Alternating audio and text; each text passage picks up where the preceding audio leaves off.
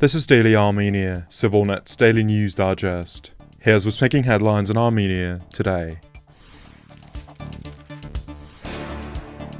Ruben Vardanyan, a jailed Armenian billionaire and former head of the Nagorno-Karabakh cabinet, has refused the services of a lawyer appointed by Azerbaijani authorities during his trial in Baku, a former Armenian lawmaker reported yesterday.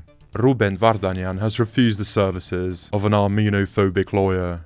He did the right thing, as by doing so, he is undermining this judicial farce that is directed against Armenia, Tatevik Hayrapetyyan wrote in a social media post, without disclosing her sources. Azerbaijan has so far not commented on the matter. The appointed lawyer, Emil Babishov, was assigned to Vardanyan after he dismissed his previous attorney, local lawyer Avram Berman, last month, citing a lack of objectivity and fairness in the trial, as well as the inability to prepare an adequate defense. At the time, Vardanyan said he would not object to being represented by a state-appointed lawyer. Vardanyan, who briefly served as the head of the Nagorno-Karabakh Republic cabinet, has been in custody since October 2023, following his arrest by Azerbaijani authorities. Azerbaijani prosecutors have charged him under more than 24 articles of the criminal code, including crimes against peace and humanity, terrorism, and attempted murder, which he denies as politically motivated. Several other senior officials of the now-defunct Karabakh Republic, including 3 former presidents, are also on trial in Baku. A total of 23 Armenians are currently jailed in the country, among them prisoners of war from the 2020 conflict, and several civilians. The European Union today presented Armenia with a visa liberalization action plan, a roadmap of reforms that the country must implement to secure visa-free travel for its citizens to EU member states. The action plan, previously approved by all EU countries, was handed over by Johannes Lochner, Deputy Director General for Migration and Home Affairs of the European Commission, to Armenia's Interior Minister, Arpine Sargsyan, who has been leading the country's visa liberalization efforts. The document was also made public the same day. The plan outlines a broad range of legislative and institutional reforms Armenia must undertake, grouped into thematic areas such as document security, border management, migration and asylum policies, and the rule of law.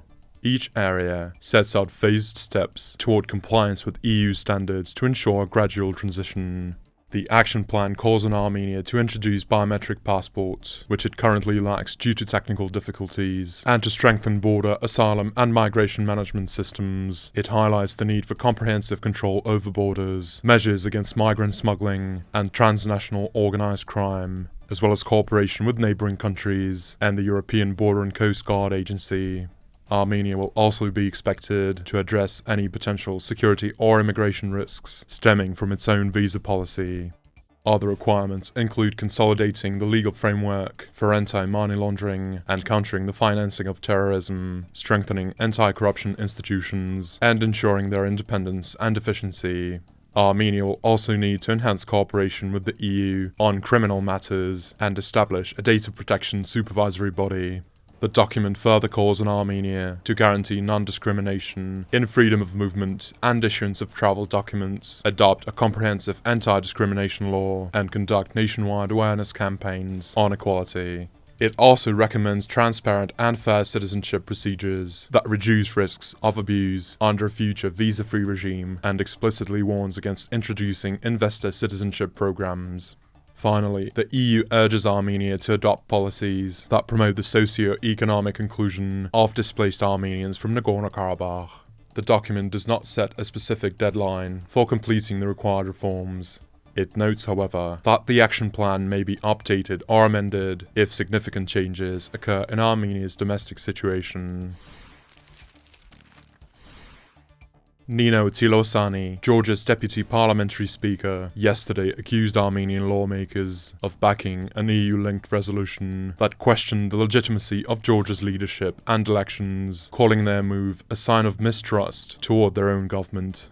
By supporting such a resolution, they are showing a lack of trust in their own Prime Minister, Tsilossani said, describing the document as meaningless and aimed at harming Georgia. The resolution, adopted last week at the Euronest Parliamentary Assembly session hosted by Yerevan, alleged that Georgia's 2024 parliamentary elections were fraudulent and described the ruling Georgian Dream Party as self-appointed.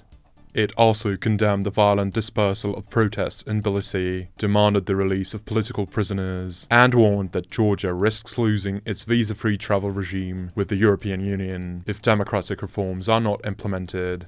Georgia did not send a delegation to the forum, citing hostile and biased rhetoric from certain European Parliament members. Maria Karapetyan, head of the Armenian delegation and a member of the ruling Civil Contract Party, responded yesterday, saying that Armenian lawmakers had either abstained or not participated in the vote on the amendments concerning Georgia. She said the Armenian side ultimately supported the broader resolution because it contained key provisions related to Armenia, including support for normalization with Azerbaijan, continued border delimitation based on mutual sovereignty, and a call for the withdrawal of Azerbaijani forces from Armenian territory. Armenia's foreign ministry, which maintains a balanced relationship with Georgia, has yet to comment on the issue. And as always, please follow ＳիվիլՆեթ for the latest news and independent reporting from our contributors on the ground here in Armenia.